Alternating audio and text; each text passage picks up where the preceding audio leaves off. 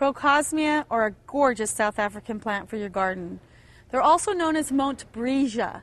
So a lot of times people get confused or they'll ask me what's the difference. Well, there's not really a difference. Montbrija is the name that they usually use for the orange varieties that are native to South Africa.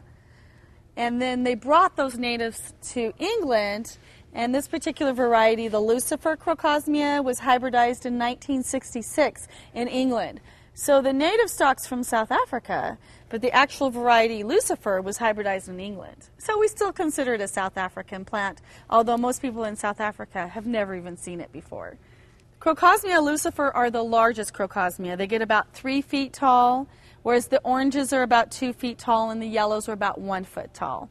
So the bulbs for the Lucifer are also the largest Crocosmia bulbs. And they're like a little Hershey's Kiss candy. The bullseye goes up, when in doubt goes sideways. And I definitely like to put to start 3 in a triangle, about 6 inches apart. But you can always put more than that as well. So the Lucifer's the tallest. It comes with red with a little bit of a yellow center. And hummingbirds love all the colors of Crocosmia. That's why they're always a hit in your garden.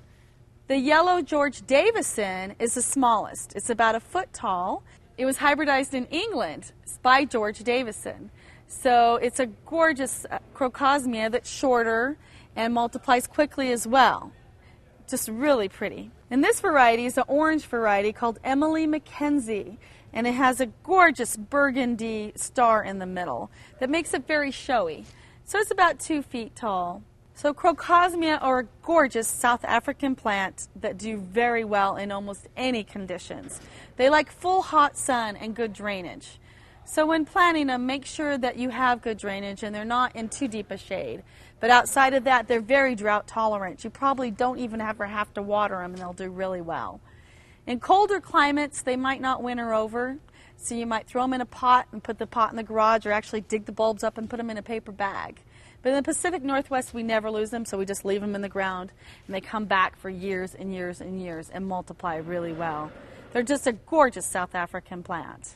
The next South African plant that we'll talk about is Eucomis.